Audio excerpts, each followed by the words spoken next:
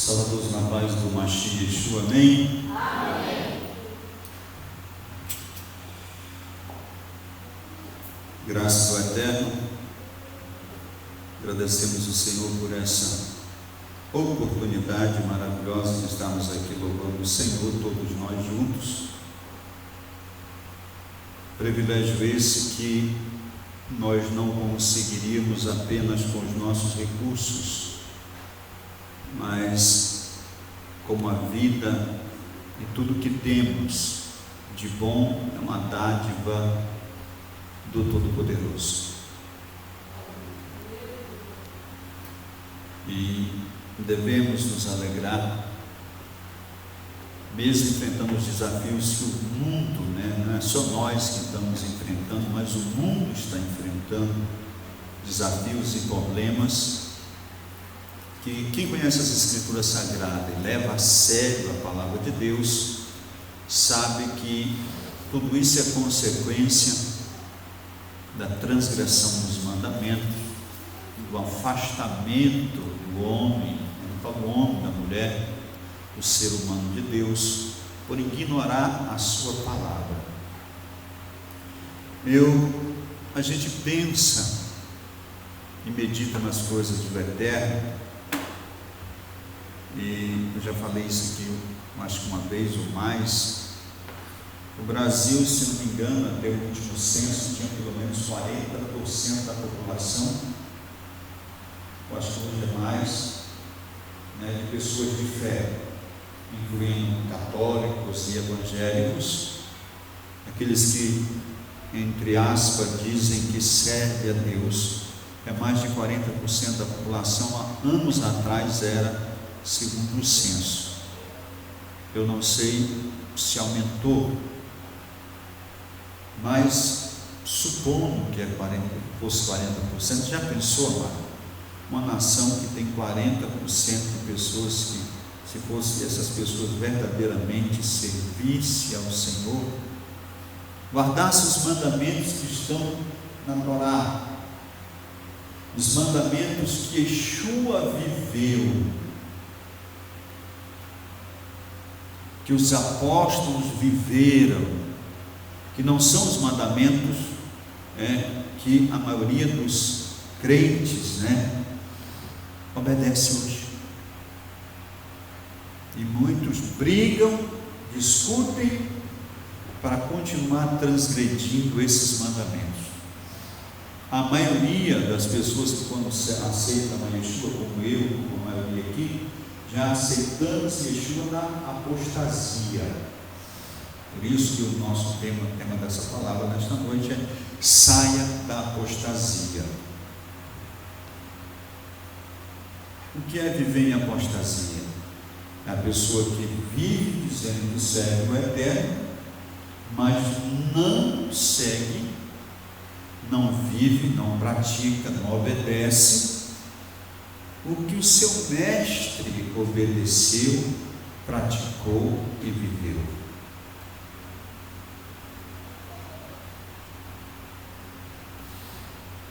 E não foi só um dia que Yeshua viveu aquilo que ele aprendeu com os seus pais em casa, com os rabinos. Com certeza muitos estudiosos atestam, confirmam que Yeshua, ele estudou, ele foi uma pessoa estudante, ele estudou a Torá. Porque muitas vezes a gente pensa, porque o Yeshua era cheio do Espírito, sem medida, ele não precisou ler Torá, ele não precisou estudar. Não. O Espírito do Eterno, a única coisa que o Espírito faz, assim, com relação às coisas, a palavra do Eterno, é fazer lembrar. Isso é o próprio Yeshua que diz. O Espírito nos fará lembrar de tudo quanto ele nos tem dito. Se você ler ou se você ouvir, o Espírito vai te lembrar. Mas se você não ouve, você não lê, não tem nada para o Espírito te fazer você lembrar de nada.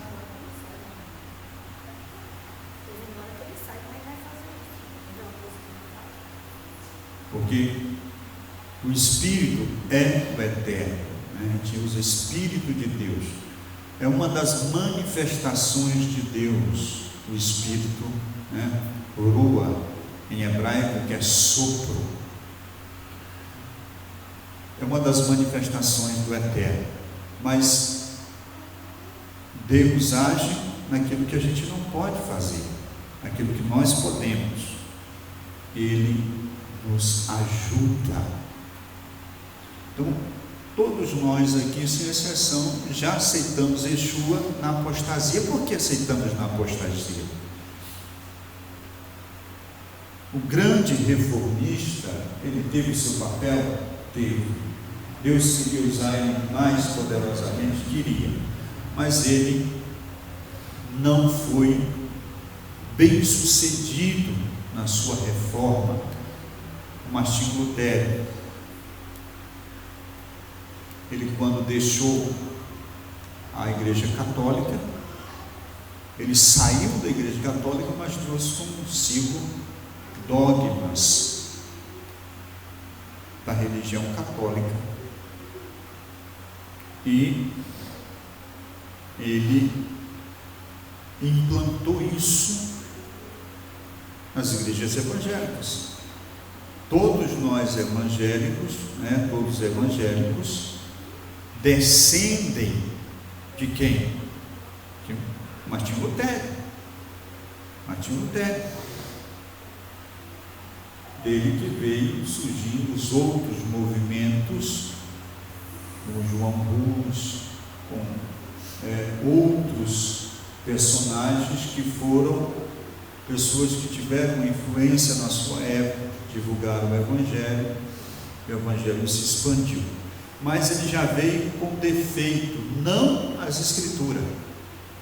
As Escrituras existem alguns erros de tradução, alterações nas Escrituras para dar base à doutrina da Trindade, né?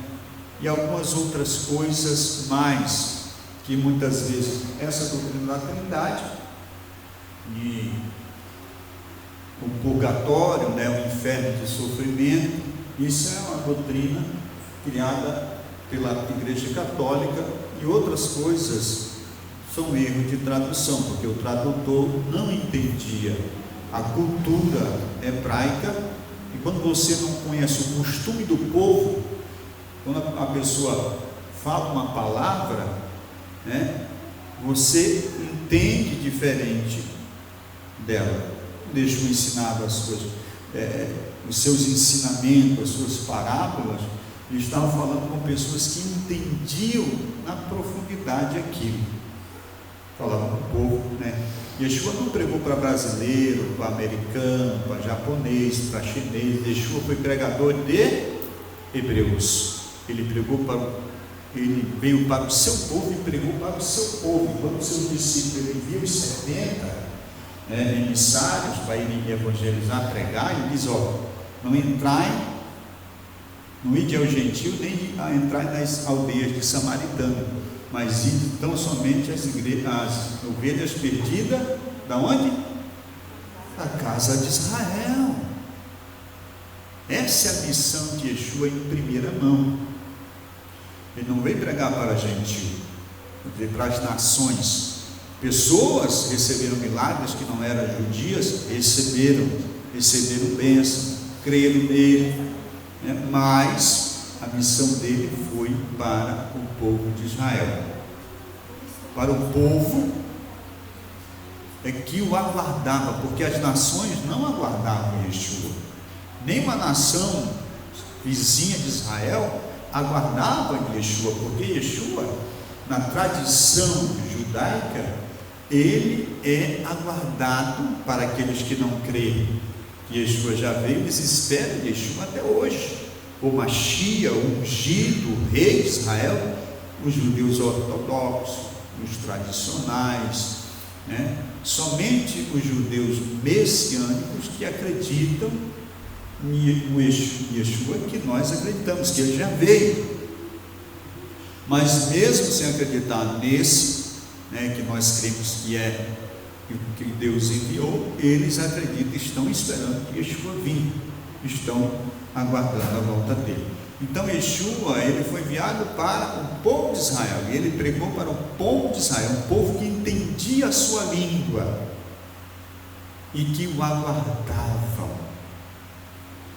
E, como a gente já esteve abordando em outras situações aqui com os amados, existem várias e várias profecias que comprovam ou corroboram, né, com essa visão, com essa crença que Yeshua é o Mashiach que foi enviado a Israel e também para o mundo.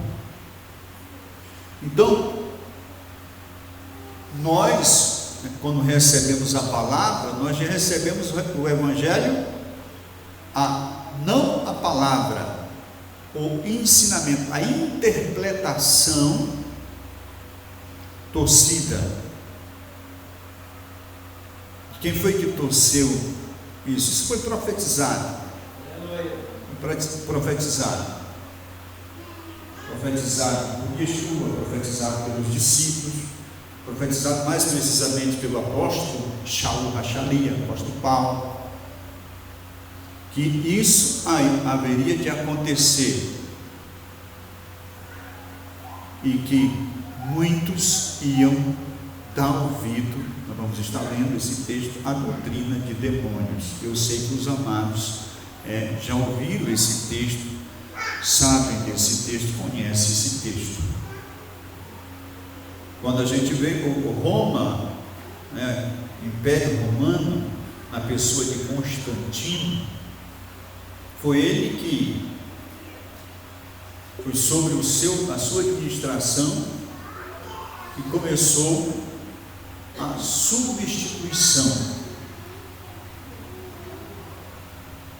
Os homens que hoje no meio evangélico e católico são aclamados como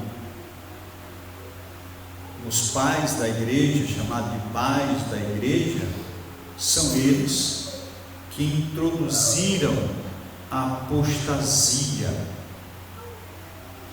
introduziram doutrinas que não têm nada a ver com as Escrituras, mudando os dias, mudando a lei. O que é a lei, amado?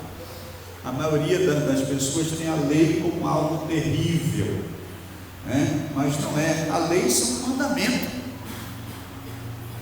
E muitas vezes a gente vê pessoas, quando a gente fala que está guardando o sábado, que está comendo, não está comendo todo tipo de comida, está comendo as comidas aprovadas, aquilo que o Eterno fala que é comida para nós, são as comidas caché, apropriadas.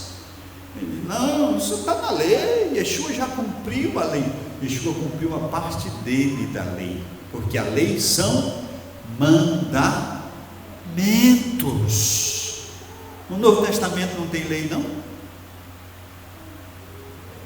Você já leu, quem já leu a Escritura, a Brit Hadashah, o Novo Testamento, já viu a lei lá?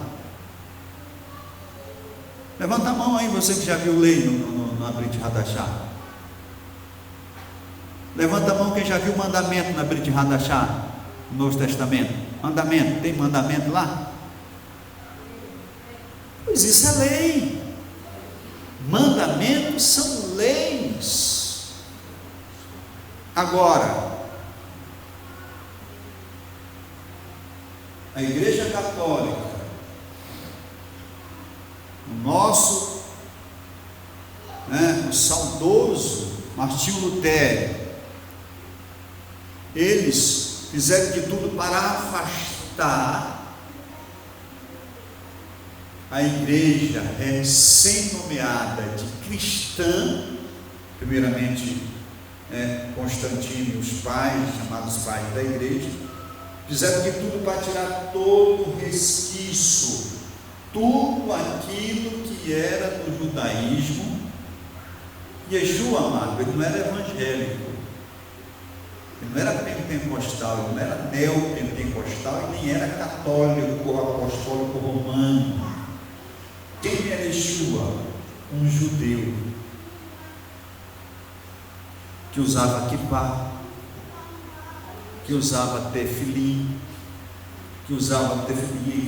aquela caixinha que coloca aqui, que rola no braço, que usava tecido, que usava talit, que é aquele pano que eles usam para se cobrir nas orações.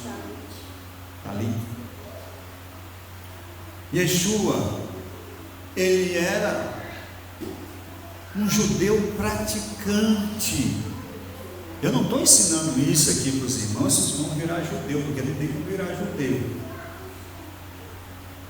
O apóstolo Paulo deixa bem claro,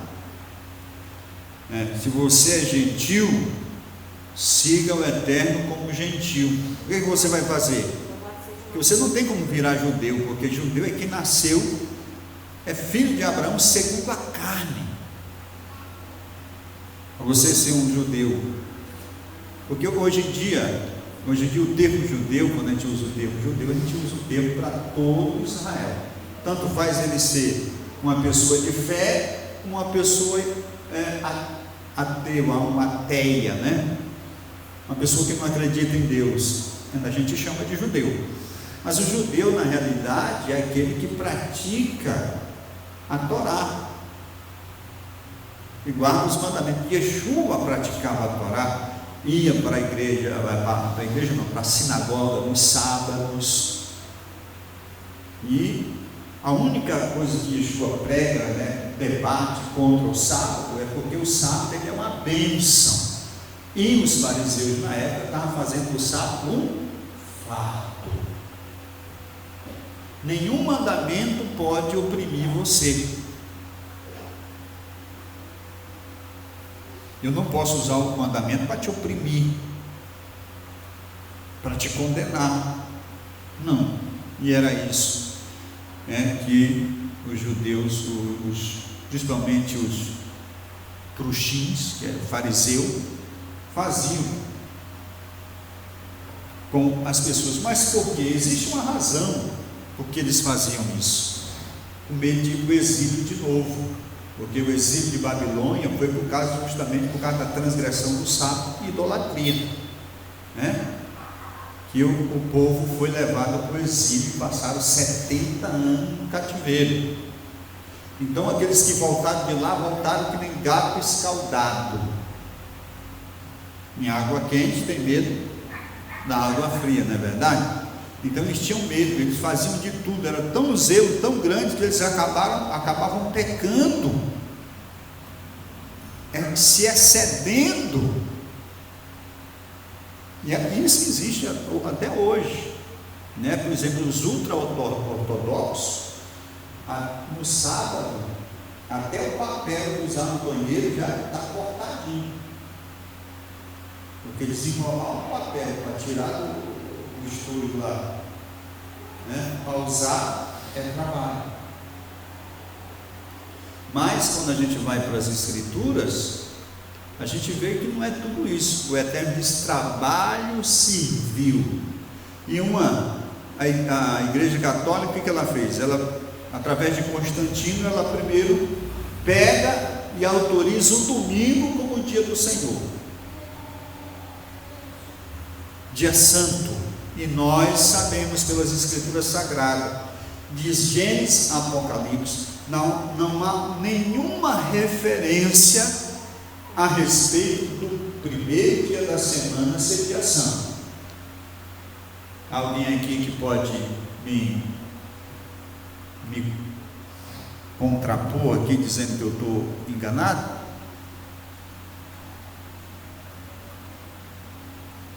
O único dia santo na Bíblia que a gente vê com relação dia semanal. Dia semanal. Existe outros dias santos, são os dias que caem as festas, a festa de Pêssego, que é Páscoa, a festa de Yom Kippur, que é o dia, a festa do arrependimento, são dias que são santos, a festa das tendas, dos tabernáculos é chamada, que são festas que são santas. Então esses são dias sagrados como o sábado. Mas o primeiro dia chamado de sábado, o dia semanal, chamado de santo, na realidade é o dia do Shabat, o 7º dia, que começa lá em Gênesis. Tem muitos por falta de estudar, porque não se interessa, porque não tem interesse em conhecer a verdade, mas usa argumentos da Bíblia para poder defender a sua transgressão. Isso é sério, amado. Como é que nós vamos defender uma coisa se nós não estudamos? E se você quer saber sobre as leis do Eterno, se você não for estudar o hebraico, você for estudar com o americano, com o brasileiro, com o chinês, com o japonês, que não tem uma fé, que não guarda a Torá, você está perdido. Porque quem tem autoridade para ensinar a respeito de Deus é o povo de Deus, sim ou não? Sim. Claro, amado. Eles têm autoridade. Eles são todos perfeitos? Não. Mas existe pelo menos aí uns 2000 anos de literatura hebraica escrita, fora da Torá, né? Que a Torá é o Taná em si, que é de Bereshit, de Gênesis até Malaquias, existe quase 4000 anos. Então, se há alguém no planeta Terra que tem autoridade para falar a respeito de Deus, de ensinar a respeito de Deus, esse povo é os judeus. O apóstolo Paulo reforça isso quando ele está ensinando em uma das suas cartas, em que ele diz: que vantagem tem os judeus sobre os demais povos, né? Aí ele diz, ele mesmo responde: todas as vantagens. Por quê? Por que eles têm mais vantagem do que nós? Porque a eles pertencem os patriarcas. Abraão não é brasileiro, não é chinês, não é japonês, não é americano. Abraão é o hebreu, o primeiro hebreu. Jacó também é hebreu. Isaac é hebreu. Os 12 patriarcas são hebreus. Moisés é hebreu, né? Os profetas são hebreus.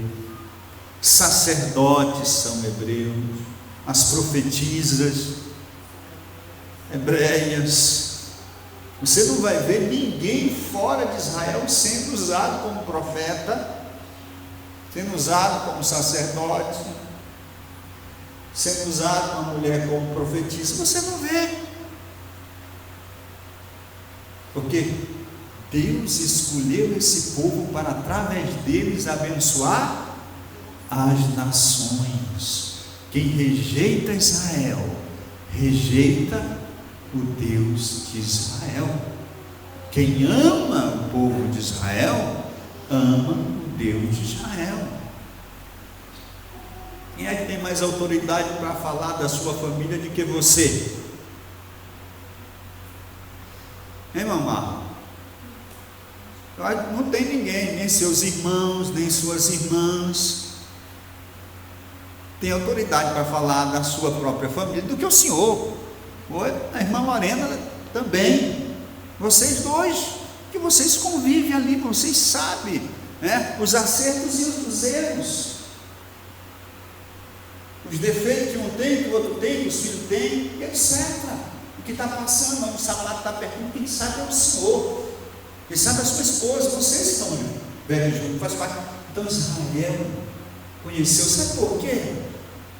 Porque Israel desfrutou tanto dos milagres como da punição pelas suas transgressões. Israel conheceu o lado da bênção e o lado da maldição, que está onde? Na Torá, na palavra. Bênção, consequência da obediência. Maldição, consequência da desobediência. Simples assim, preto no branco. Simples.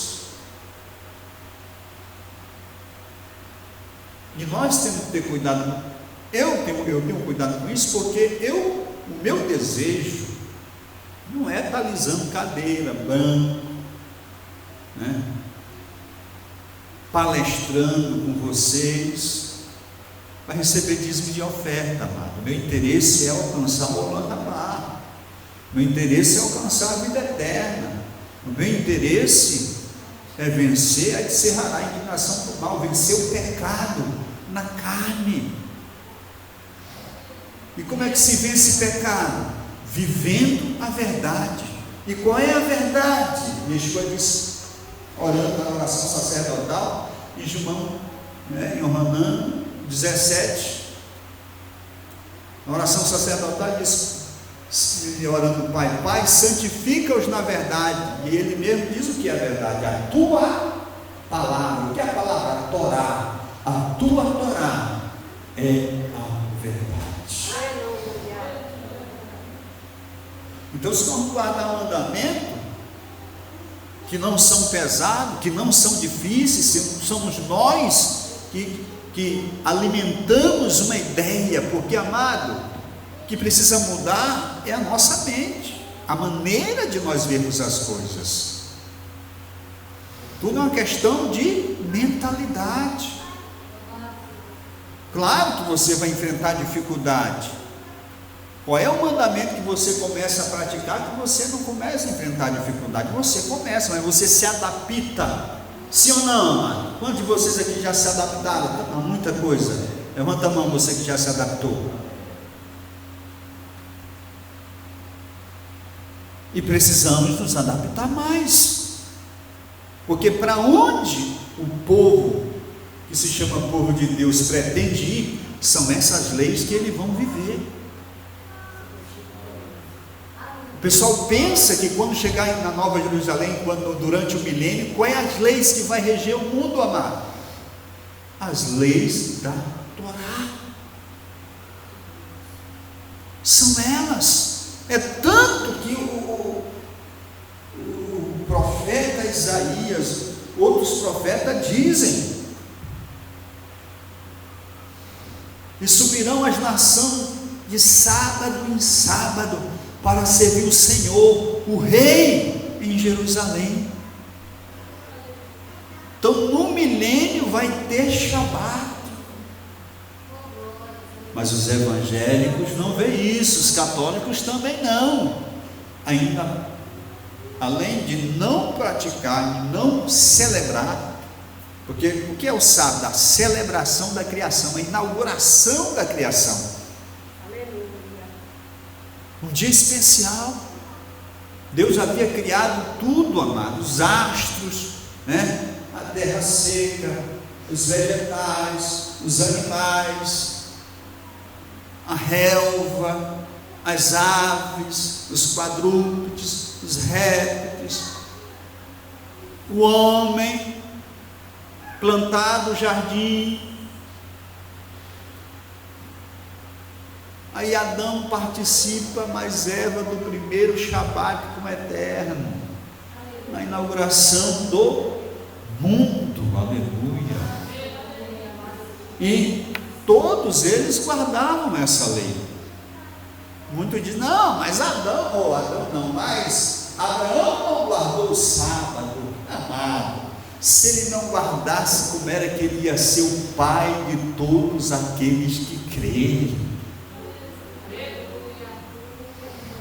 Isso é uma baita do capeta, daquela bem empenada, que voa direto para o abismo. Estratégia de Satanás. E nós temos que observar uma coisa: quem foi que combateu quase 300 anos para remover o sábado da igreja? A Igreja Apostólica Romana.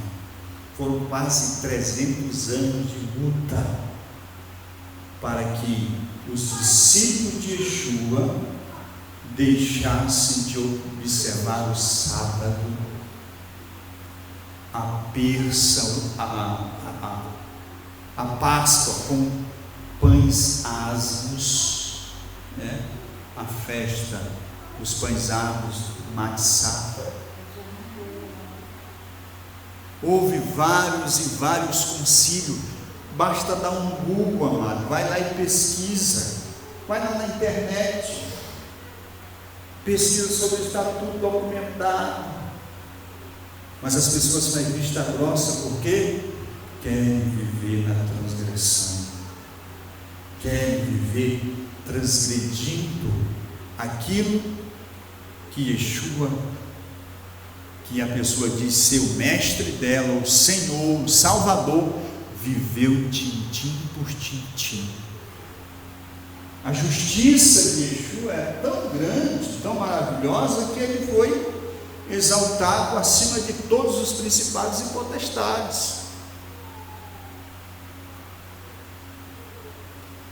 E quando ele vem para ser batizado por João, quando João vê ele, João, o que João diz? Eu que preciso ser batizado por ti. João reconheceu a autoridade do Mashiach. Mas o que Yeshua responde? Deixa por enquanto, porque nos convém cumprir toda a justiça. Justiça. E a gente não se preocupa com detalhes. A gente quer viver na marra, do nosso jeito. E nós temos que ter cuidado com isso, porque isso é apostasia. Se nós não estamos vivendo, mesmo na igreja, orando, lendo Bíblia, congregando, mas se nós não estamos vivendo o que Yeshua viveu, o que os discípulos viveram, nós estamos na apostasia. Apostasia não quer dizer você ir lá para fora para o mundo, não, beber cachaça, voltar a fazer o que você fazia, não. Dentro da igreja, mas vivendo uma fé diferente. Você não crê naquilo que Yeshua ensinou e viveu, que os discípulos ensinaram e viver. Você não crê no que os profetas do Eterno, em tudo. As pessoas creem do lado da bênção. E é quando a profecia de bênção, é o Salmo 91, o Salmo 23 e tal. Mas quem era Davi? A recitar o Salmo 23. Davi era alguém que guardava a Torá, que amava a lei do Senhor. Ele mesmo diz: eu amo a tua lei, ela é fonte de vida.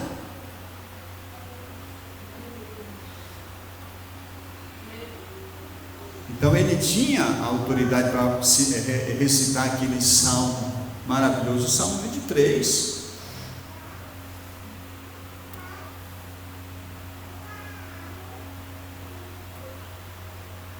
Timóteo,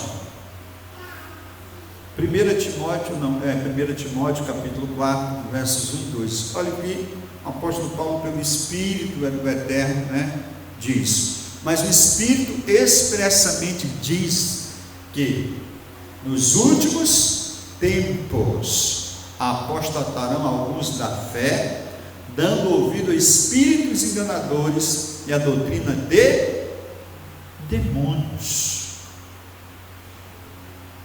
A doutrina do demônio é oposta à doutrina de Deus ou não? Sim. Você está certo. É oposta à doutrina da Torá, do chamado Antigo Testamento? Sim ou não? Sim. A doutrina de demônio é são opostas àquilo que o Mashiach ensinou? Sim ou não? Sim. Doutrina de demônio são opostas ao que os discípulos ensinaram? Sim.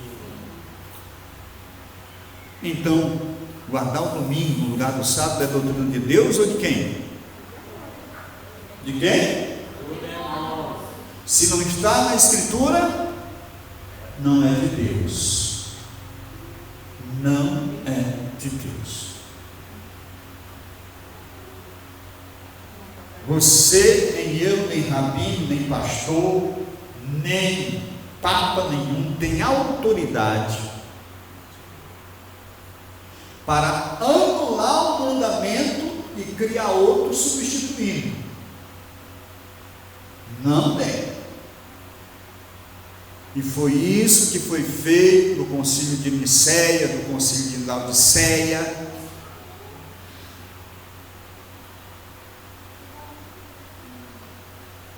Aonde muitos foram mortos, aqueles que eram zelosos, que guardavam as tradições, que guardavam aquilo que receberam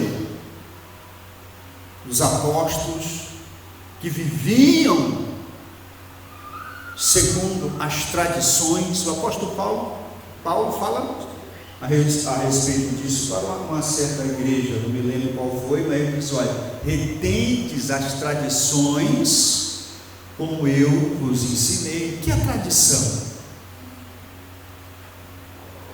Existe coisa que são tradições que não são mandamentos, mas são bons. Como é? O quipá, aquele bichinho, né? Não é mandamento, mas é tradição, não é pecado.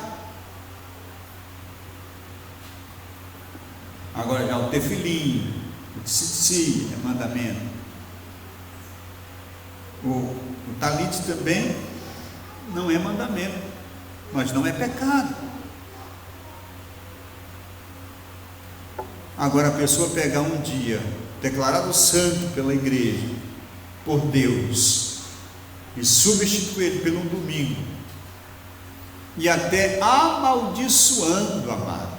Eu ainda vou trazer esse um estudo aqui mais aprofundado, para não levar assim 2 ou 3 sábados estudando só em cima disso. Amaldiçoando, que fosse maldito e expulso aqueles que guardassem o sábado, ou qualquer prática judaica.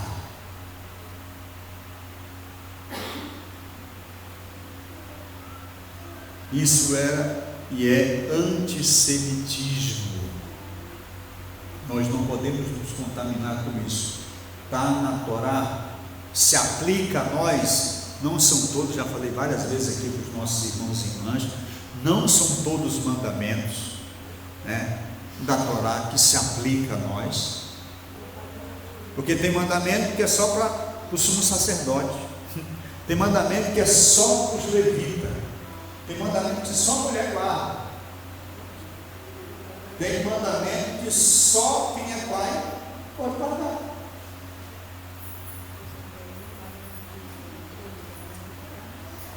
Mas tem mandamento que é para todos, e é esses mandamentos que a gente tem que se atentar, né? Não, Yeshua cumpriu a lei. Cumpriu, porque se ele tivesse cumprido a lei, ele não seria considerado digno, não seria aceito pelo meu e seu pecado, não seria. Agora, se a irmã Paula tem a carteira de habilitação dela, o Hector pode sair dirigindo o carro e daqui para São Paulo só porque a irmã tem a carteira dela. A primeira blitz, se ele cair numa rodoviária estadual ou federal, ele vai ficar lá, porque não é a justiça dela que vai fazer ele passar na blitz. Então não é a santidade, o que Yeshua fez, o que ele cumpriu, que vai me fazer aceito diante de Deus, não. O que a obra de Yeshua, o sacrifício de Yeshua faz por nós quando nós cremos e nos arrependemos? Ele anula ele apaga a nossa conta, ele quita a nossa conta. Mas para mim, ele me santifica, né? Santifica, quer dizer, aquele dia, se eu morrer, arrependido de coração, morrer, vai para o céu. Ou vai para o céu, não, vai ressuscitar. Mas para se manter santo, o que a gente precisa para se manter santo?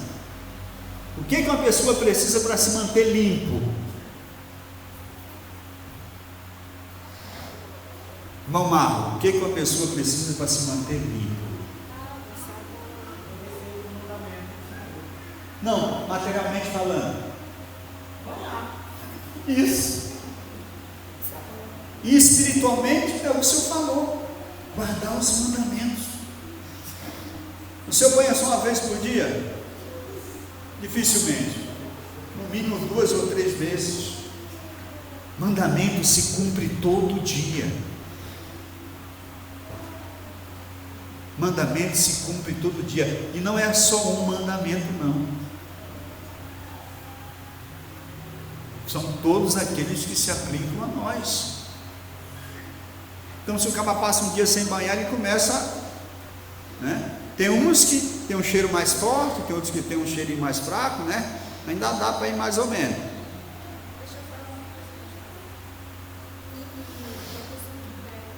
Microfone. Qualquer um que tiver uma pergunta pode pegar o microfone e falar. Manda o microfone aí. Para vocês perguntar para ele, mas era só para ele, ele quer dizer. E esse é a pessoa que entrega a sua pessoa que entrega a sua É claro. Mas eu estou falando que quem prega contra o dízimo, né? É doutrina de demônio? É. O dízimo é mandamento. E o dízimo não foi instituído na lei. Foi lá atrás. Quem foi o primeiro dizimista? A igreja sabe? Fala bem alto, quem foi o primeiro dizimista? Abraão. Isso. Abraão foi o primeiro nas escrituras a devolver o dízimo. Um bocado.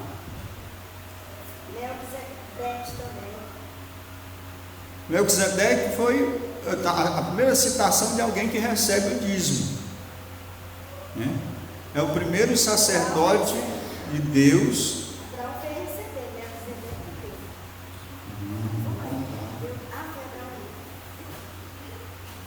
Então, amados, eu fico encabulado é que esse pessoal, eles pregam sobre o dízimo fervorosamente, né? Ensina sobre o dízimo, tal, oferta. Melquisedeque.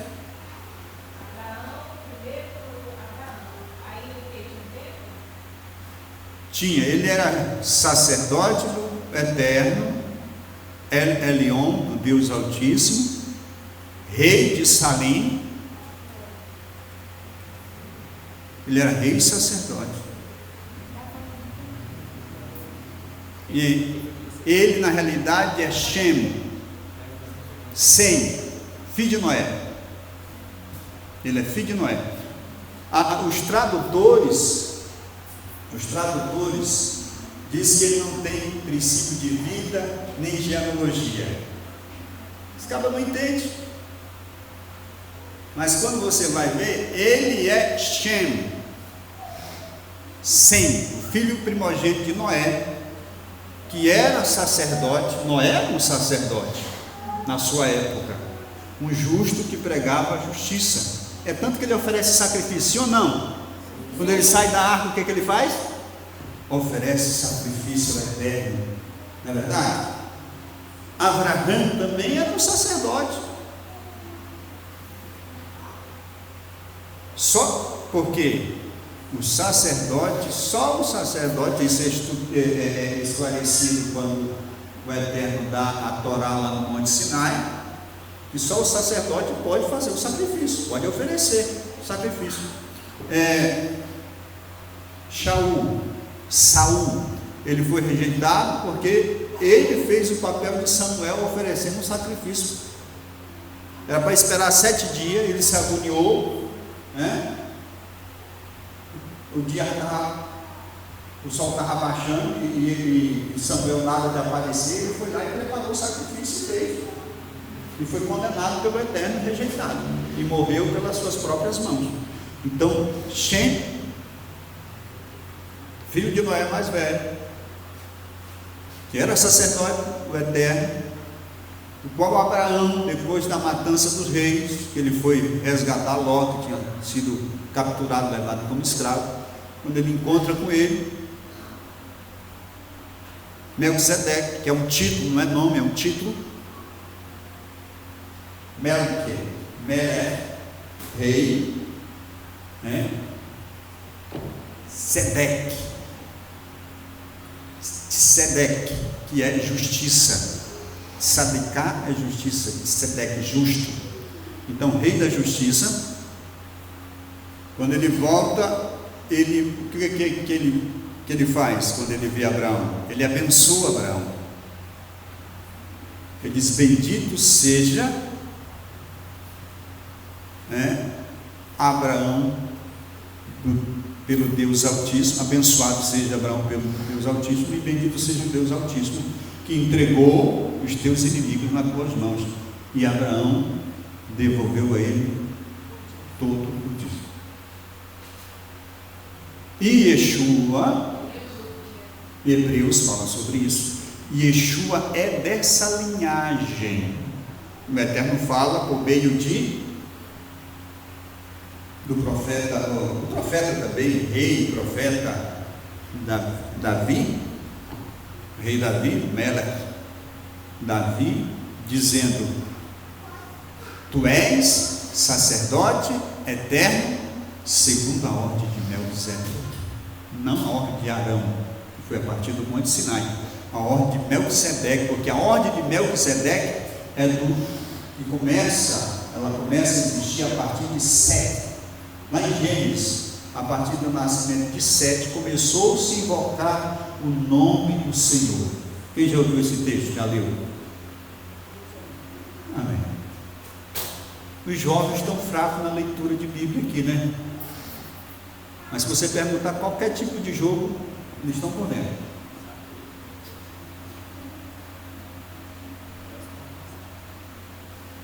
Eu não sei o Hector, não vou falar com o Hector, mas os meus netos aqui são afiados.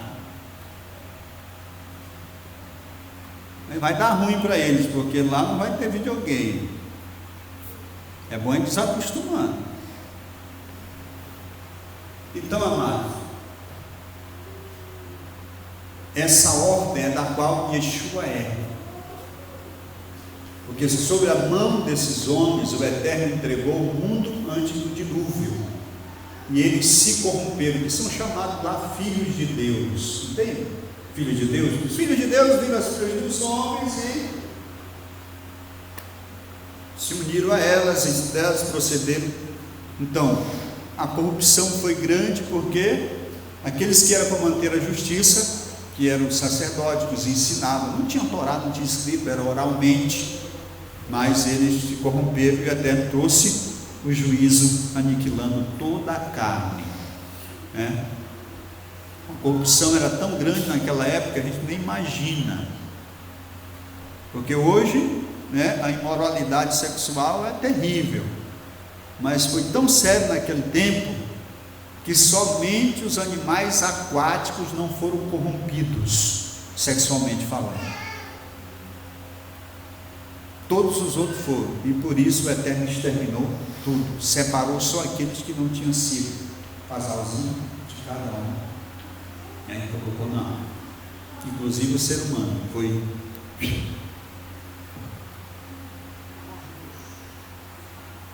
Então, doutrinas, o apóstolo Paulo está falando aqui a respeito da doutrina de demônios. Então, tudo aquilo que desvia você das Escrituras é doutrina de demônios. Simples assim. Yeshua fala para os judeus na sua época: erreis por não conhecer o quê? Não é os teólogos ensinam, não, né? É as Escrituras. A gente precisa conhecer as Escrituras.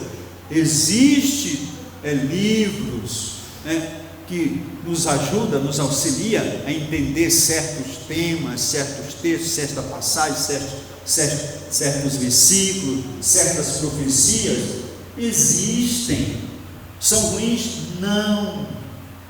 Mas a base da nossa fé são as Escrituras sagradas. Dela o Eterno zela. Ele disse para Jeremias isso. Ele mostra a visão e pergunta: o que está vendo, Jeremias? Ele olha: estou vendo uma amendoeira. Aí o Eterno disse: viste bem, porque eu sou aquele que zelo pela minha palavra para a cumprir. Aleluia. Então, com as Escrituras, o que está de Gênesis a Apocalipse, que foi Deus que falou, porque existe três. A Bíblia não é a palavra de Deus, a Bíblia tem a palavra de Deus, porque existem comentários, existem histórias, sim ou não? Então ela não é toda a palavra de Deus. Tem nas Escrituras a palavra de Deus, porque quando diz assim: e disse o Senhor, aí é a palavra de Deus. E falou o Senhor a Moisés dizendo, essa é a palavra de Deus. E disse Yeshua, essa é a palavra de Deus. Mas Abraão saiu andando, né, e preparou lá, e os anjos chegaram, né, os 3 anjos, e Abraão correu e prostrou, porque ali era um comentário histórico. História. Então, a Escritura contém a palavra de Deus. Nós podemos aprender com as histórias, sim ou não? Sim. Com os erros? Sim. Com os acertos também, né? Verdade? Então, por isso que ela é inspirada. Porque se você pegar os erros das pessoas que cometeram e fazer o contrário delas, você vai ser abençoado. Se você pegar os acertos e fazer igual, você também será abençoado. Bendito seja o nome do Senhor. Então, tudo que você não consegue encontrar nas Escrituras, que for o doutor fulano de tal dos anzóis, bacharel, PhD em teologia, que ensinou, não ter ouvido. E mesmo aquilo que você vê aqui nas Escrituras, procure se aprofundar. Você tem todo o direito de duvidar de mim, só não duvide da palavra, porque dúvida é pecado. Você pode duvidar de mim, a Bíblia está aí, quem não tem é barato para comprar, né? Tem para baixar no celular. Procure, investigue, pesquise, estude, para você não ser João vai com os outros, né? Ou Joana vai com as outras, para você ser inteirado. Quando alguém vier com argumento, você pega a palavra e ensina para ele, se ele não souber. E se ele tiver, falando a verdade, você confirma. Louvado seja o nome do Senhor. Mas o Espírito expressadamente diz que nos últimos tempos apostatarão alguns da fé. Já estamos terminando, eu não saí nem do primeiro texto. Dando ouvido a espíritos enganadores e doutrinas de demônios, pela hipocrisia de homens que falam mentiras, tendo cauterizado a sua própria mente.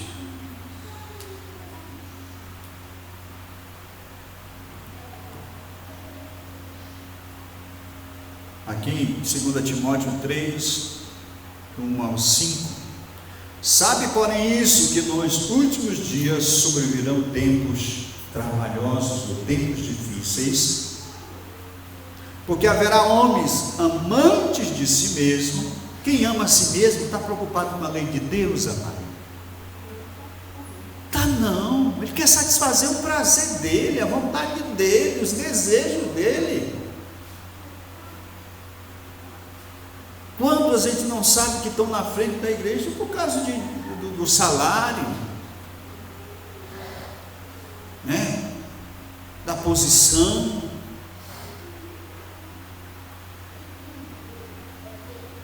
Homens amantes de si mesmos, avarentos, presunçosos, soberbos, blasfêmios, desobediente a pai e mães, ingratos e profanos.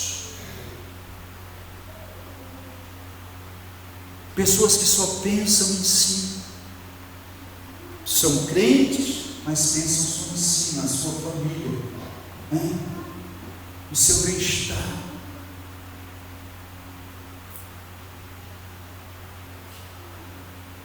Ingratos, não reconhece o bem, o amor, o favor, o respeito das outras pessoas. Isso é o que mais tem hoje. Eu não falo no mundo não, porque isso é normal lá fora, mano. Normal lá fora. Uma pessoa te ofender lá quando você for comprar uma coisa, e andando na rua, te fechar no trânsito, te xingar, isso é normal, te prepara para isso. Agora o que é duro é a gente encontrar isso aqui dentro da igreja, irmão. Dentro da igreja. É chato. Mas nós vamos ficar com raiva do irmão que agiu assim contra nós, ou a irmã? Não, vamos oferecer misericórdia, vamos oferecer o perdão, porque nós que somos fortes é que devemos suportar os fracos. Sei que os irmãos já estão com sono, estão querendo ir para casa, mas parece que eu comecei a falar agorinha.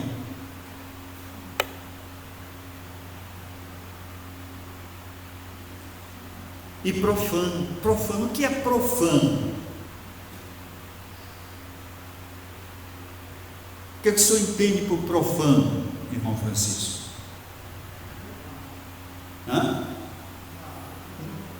Não entende não o que é a palavra profano? Não, eu estou lhe perguntando. Áquila, tu sabe o significado da palavra profano?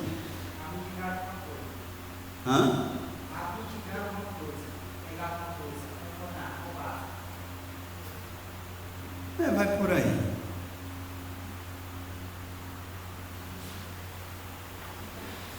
Deus. Não, meu filho. Não, mas fala tu, aquilo que tu acha mais móvel. Eu quero ouvir, estou perguntando.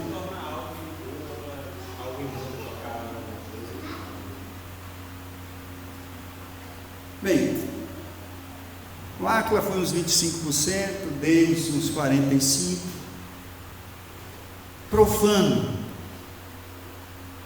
é você pegar o que é santo e tornar imundo. Isso é profanar.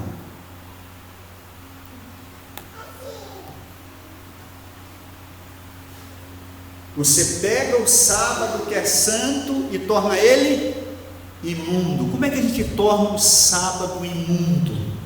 Como é que a gente profana o sábado? Trabalhando. Nossos irmãos aqui, tem vários que guardam o sábado, mas estão profanando o sábado. Porque o sábado é para ser um dia diferente nas nossas práticas, ações e palavras.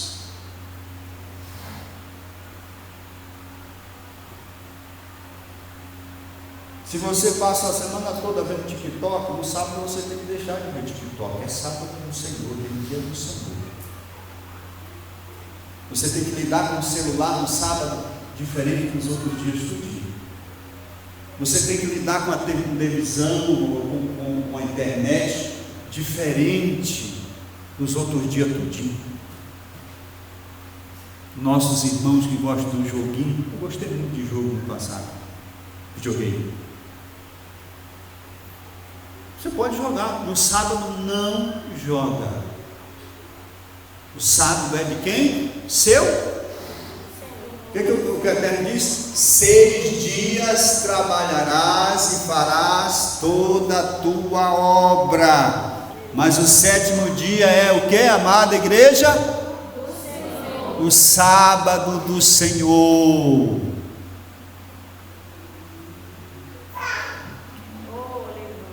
Você vai jejuar do celular, você vai jejuar do TikTok, do Quai, do WhatsApp. Não é que você não possa pegar e mandar uma mensagem, mas você tem que fazer o sábado diferente. É você que faz o sábado. Quem santifica o sábado, o primeiro sábado? Foi quem? Quem? Deus. Quem é que vai santificar o sábado hoje? Eu e você. Somos nós que santificamos. E como é que a gente santifica? Agindo no sábado diferente da segunda, do domingo, da segunda, da terça, da quarta, da quinta, da sexta. Não vamos ficar contando piada, contando lorota, com brincadeira, que nem fosse. Quando nós age no sábado como um dia qualquer, seja em qualquer área, estamos profanando o sábado. Estamos tornando o sábado imundo. Aí, irmão, não trabalha no sábado, mas fica vendo filme, jogando.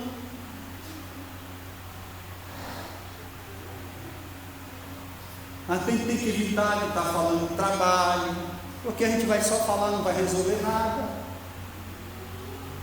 E a melhor coisa é o que, mano? Enfiar a cara, ler Bíblia, assistir mensagens, ouvir hinos, orar. Porque quem santifica o sábado somos nós. E o Eterno manda a gente santificar o sábado. Santificai os meus sábados. E alguém, como as irmãs, ou os irmãos, por exemplo, as irmãs que não têm os pais, não são crentes, a irmã Herete, que o esposo dela não é crente, como é que fica, Paulo? Fica mais difícil, para a pessoa guardar o sábado, porque você é crente, só você é crente lá na sua casa, o papai, a mãe não é, ou a mulher, o marido não é, fica mais difícil. Mas a gente vai fazendo aquilo que pode. O Eterno compreende. Faça o que você pode. Conversa, porque é casada, conversa com o marido. Ora o Eterno e conversa, vai com jeito. Os filhos, você, por exemplo, tem as coisas para fazer, as tarefas de casa. Na sexta-feira você já faz um bocado para não fazer no sábado, no sábado vai fazer menos. Você já está santificando. Não como é para ser, mas o Eterno está vendo que você não se manda em si mesmo, você mora na casa do Pai, Mas as pessoas costumam descansar. Eles usam o obstáculo como um amparo para continuar a transgressão. A gente não pode fazer porque o Eterno conhece o nosso coração. Então, eu que santifico. A responsabilidade da santidade do sábado é nossa, minha, sua. A responsabilidade de todos os mandamentos é nosso. Amém, amados?